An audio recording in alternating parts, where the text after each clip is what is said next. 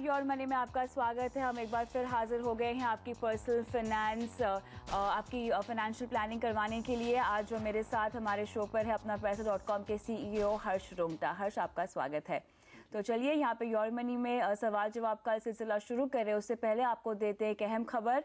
अब gold jewellery के बदले लोन सिर्फ 1 साल के लिए मिलेगा। रिजर्व बैंक ऑफ इंडिया ने गोल्ड लोन से जुड़े नियमों में बदलाव कर दिए हैं और ये बदलाव उस गोल्ड लोन के लिए हुआ है जो खेती के काम के लिए नहीं लिया गया है। यानी बाकी लोगों को गोल्ड ज्वेलरी के बदले लोन सिर्फ 1 साल के लिए मिलेगा।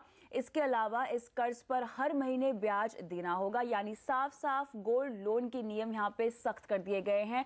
और हम आपको बता दें कि ये नियम रिजर्व बैंक ने सिर्फ बैंकों के लिए जारी किए हैं, न कि NBFCs के लिए। इसी मुद्दे पर अब करते हैं चर्चा हर्ष से। हर्ष, सबसे पहले तो यहाँ पे आपसे मैं समझना चाहूंगी कि RBI का ये कदम आपको कैसा लगता है?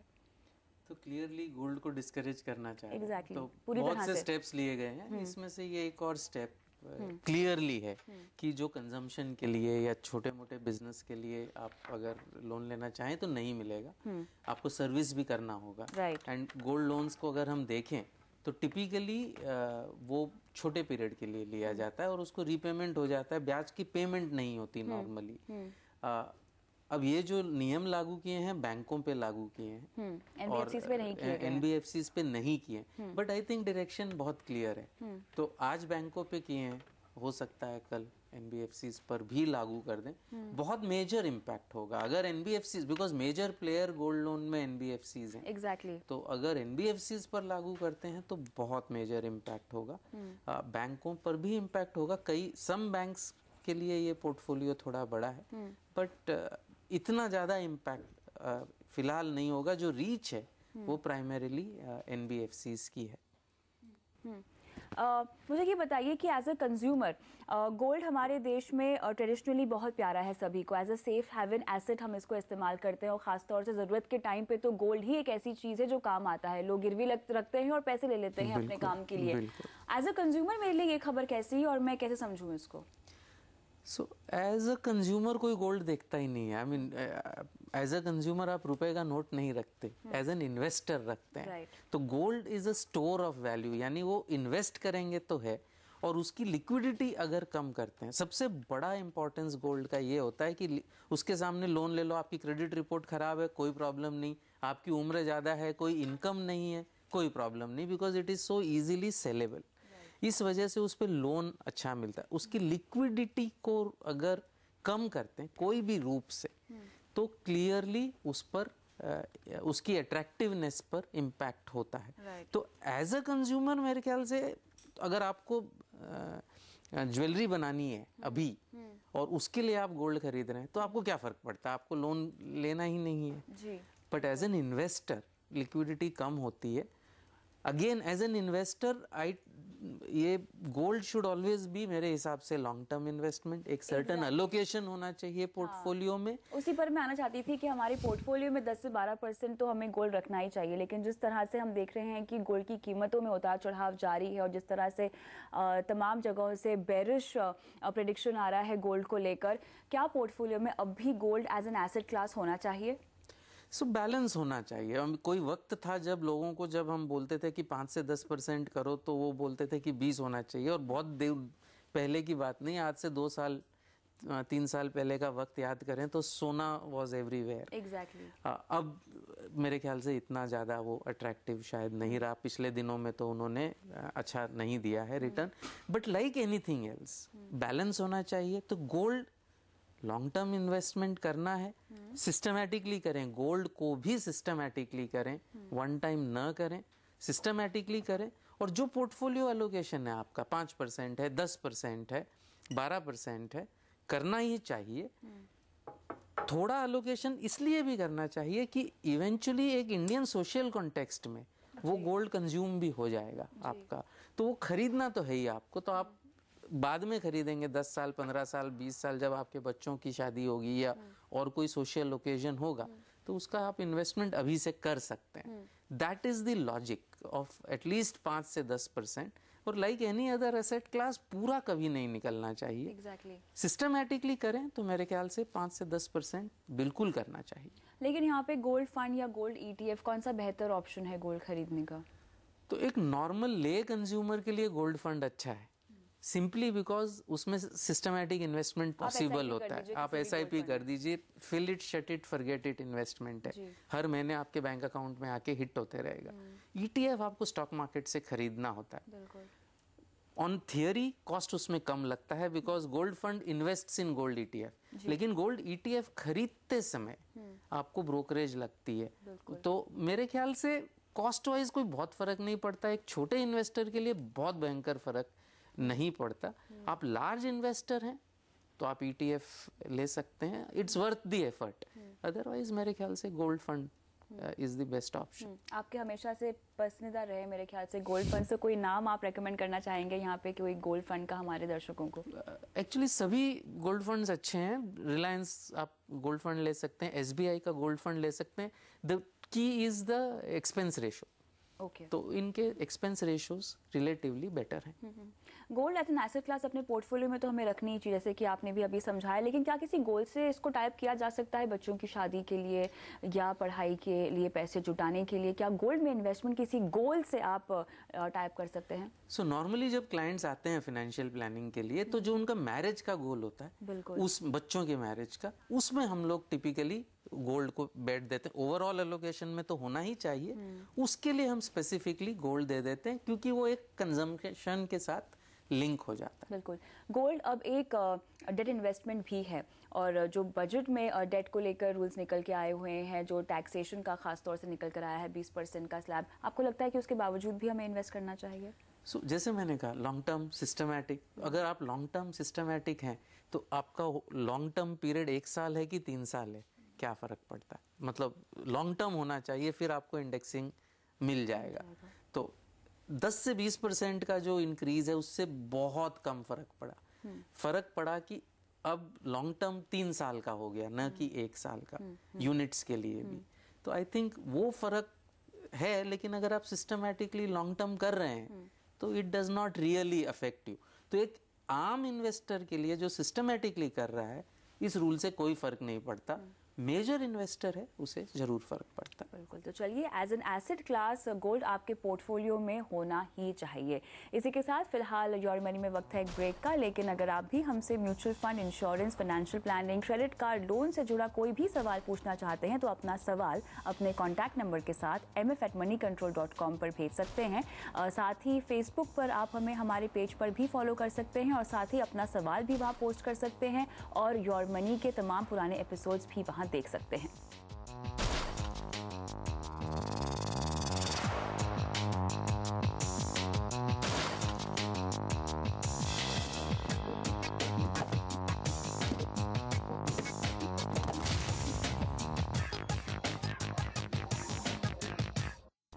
Welcome back. योर मनी में अब शुरुआत करते हैं सवाल जवाब के सिलसिले के साथ, और मेरे साथ बने हुए हैं हर्ष रुंगटा यहाँ पर मुंबई से। महेंद्र नेगी हमारे पहले दर्शक हैं फोन लाइन पर।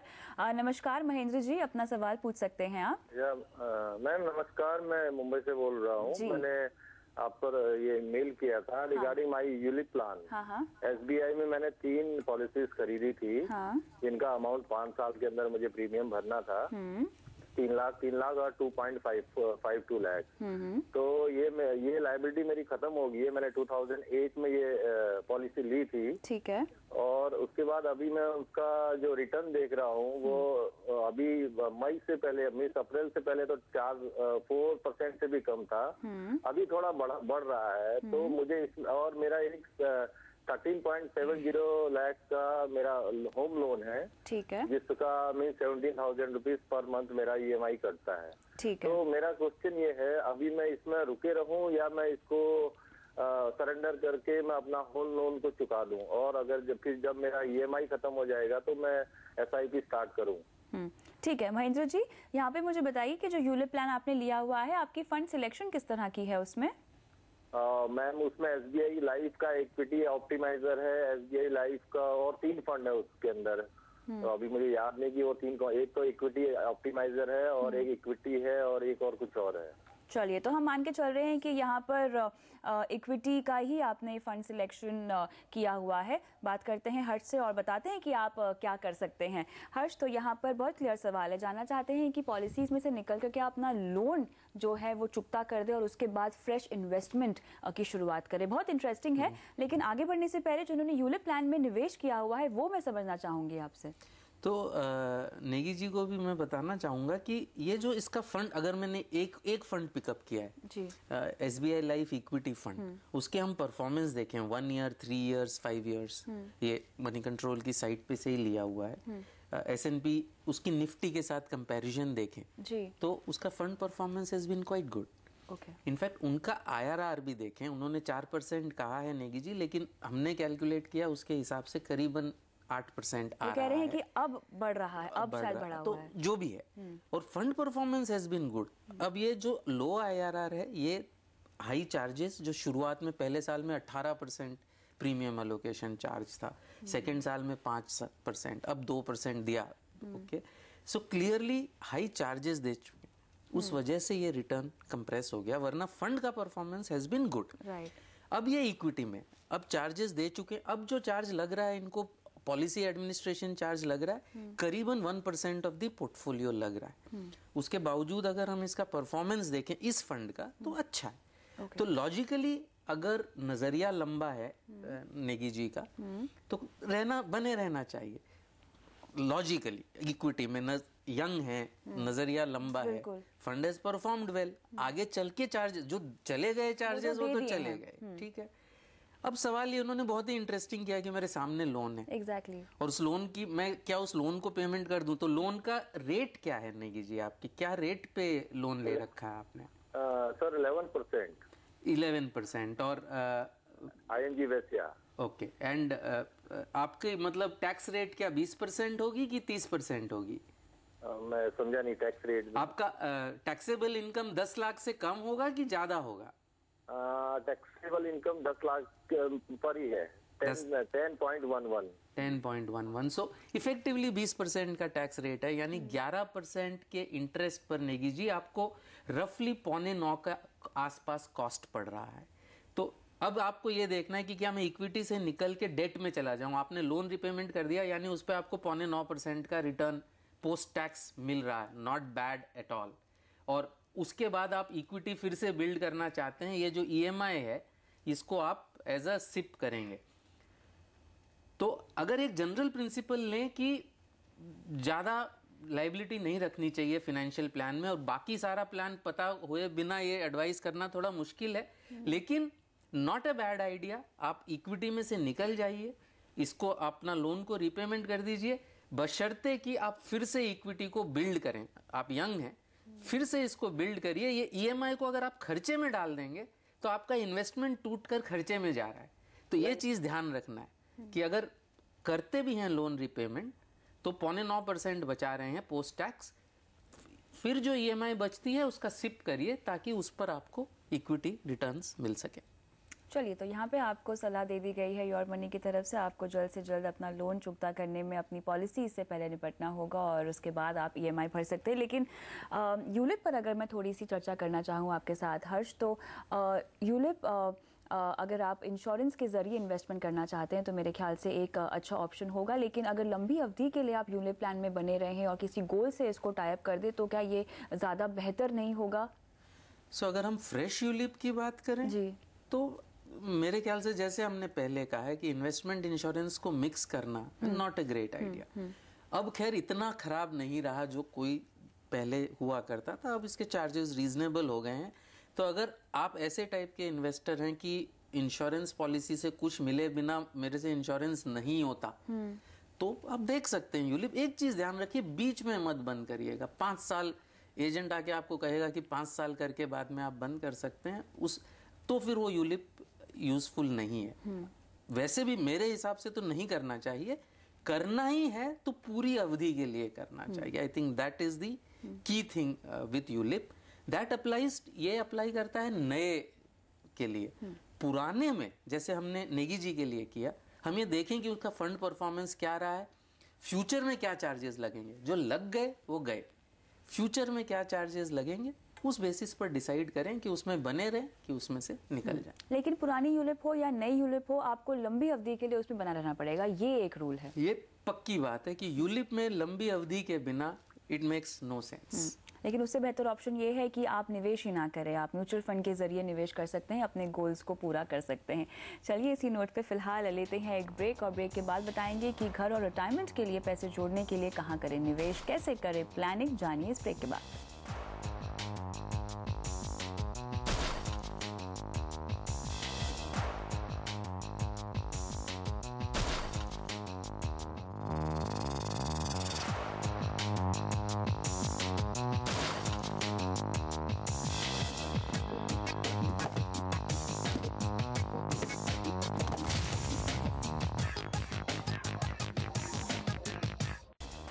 Welcome back. योर मनी में हम दे रहे हैं आपके निवेश पर सटीक सलाह। मेरे साथ बने हुए हैं हर्ष रुंगटा। लेते हैं अगले दर्शक का सवाल। जयपुर से भवानी सिंह हमारे साथ फोन लाइन पर हैं। नमस्कार भवानी जी, बताएं अपने बारे में कुछ, क्या करते हैं, परिवार में कौन कौन है और आपकी गोल्स क्या हैं? Hi, I have been very regularly following your show. बहुत रेगुलरली देखता हूँ पिछले 2-3 साल से। जी, बहुत बहुत शुक्रिया शो देखने के लिए।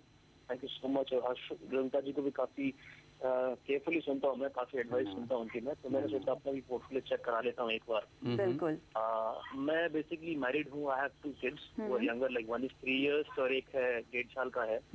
तो एक तो मुझे अपनी रिटायरमेंट प्लानिंग का सोचना था कि लगभग 1.5 करोड़ के आसपास कॉर्पस हो जाए। दूसरा अपने बच्चों की शादी और एजुकेशन के लिए रफली 40 lakhs के आसपास आफ्टर 20 years रफली।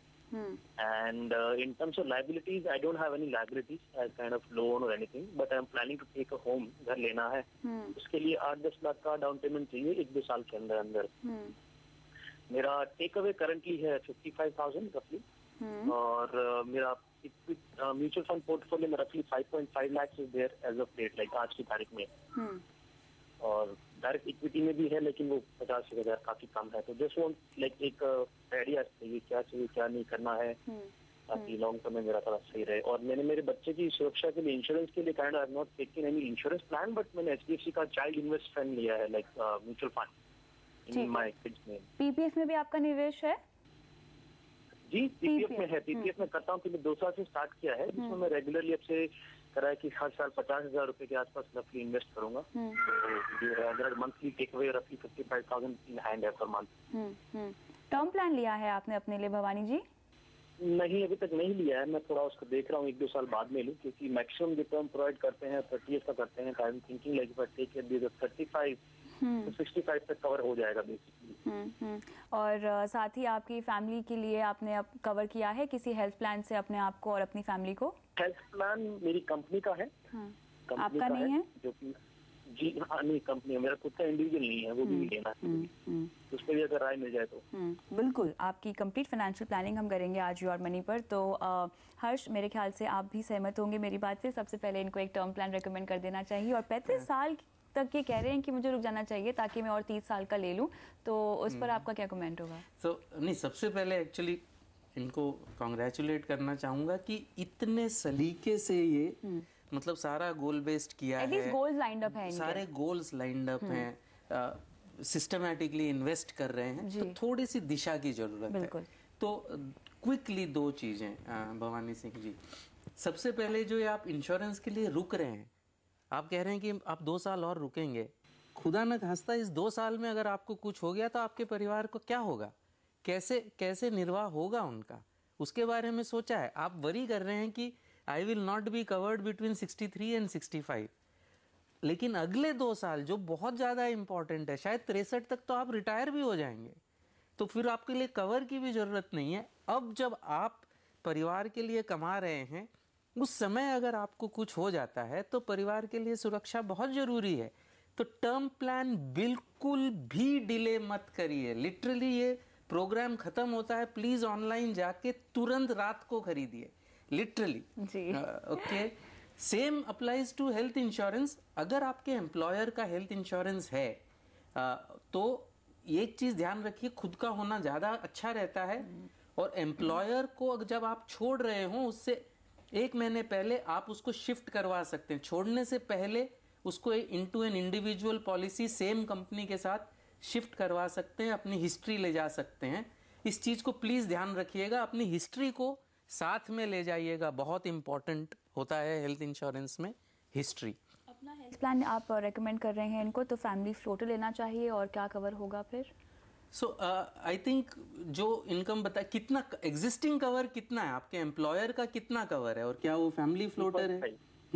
3.5 का फैमिली फ्लोटर है। तो आप फैमिली फ्लोटर भी ले सकते हैं, इंडिविजुअल रिकमेंड करते हैं हम, लेकिन अगर आप चाहे तो 5 लाख का फैमिली फ्लोटर भी ले सकते हैं। इनफैक्ट जो बैंक ऑफ बड़ौदा का प्लान है, नेशनल इंश्योरेंस के साथ उनका टाई अप है, उसमें cost of family floater and individual is the same. अच्छा, तो वो अच्छा प्लान है, सिर्फ बैंक के अकाउंट होल्डर्स को मिलता है, तो वहाँ अकाउंट खोलकर आप ले सकते हैं जी।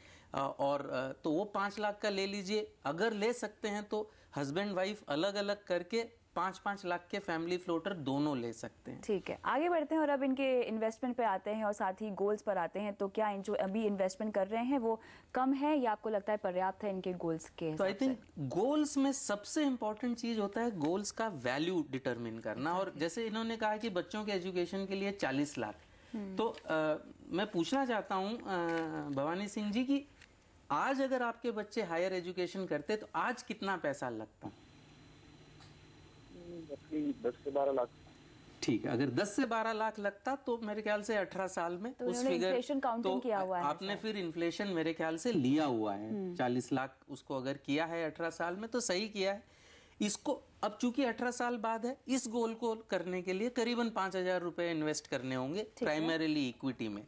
रिटायरमेंट में क्लियरली आपका जो 1.5 करोड़ का फिगर है वो क्लियरली इनफ नहीं है, क्लियरली इनफ नहीं है। बिकॉज आप रिटायर होंगे आज से 27 साल में, उस समय ये जो 1.5 करोड़ की फिगर आपको आज इतनी बड़ी लग रही है, उस समय इसकी वैल्यू होगी आज की 15 लाख। तो आप क्या 15 लाख अगर आपके पास हो, 20 लाख हो, तो आप रिटायर हो सकते हैं? शायद नहीं हो सकते। तो इसका फिगर हो जाता है 13 करोड़। और इसको जुटाने के लिए इवन आप इक्विटी में करें तो भी आपको 42,000 रुपीज पर मंथ जो है इन्वेस्ट करना होगा। तो अपने ही फंड्स में जो इनका फंड सिलेक्शन है, क्या वो सही है और क्या इसी में निवेश बढ़ाना चाहिए? आई थिंक फंड सिलेक्शन बहुत अच्छा है, लेकिन अगर हाउस वाला गोल इंपॉर्टेंट है, प्रायोरिटाइज करना होगा। अगर इंपॉर्टेंट है, 1-2 साल में है, इक्विटी से डेट में चले जाएं, दूसरे गोल्स को प्रायोरिटाइज भी करना पड़ेगा। चलिए, तो अपने गोल्स को रियलाइन करने की जरूरत है और अपने निवेश को बढ़ाने की जरूरत है भवानी जी, और जल्द से जल्द अपने लिए एक टर्म प्लान ले लीजिए। उम्मीद करते हैं कि योर मनी पे आपके तमाम सवालों का जवाब दे दिया होगा। बहुत बहुत शुक्रिया हर्ष शो पर आने के लिए। और योर मनी में आज के लिए इतना ही, लेकिन आप बने रहिए CNBC आवाज के साथ। नमस्कार।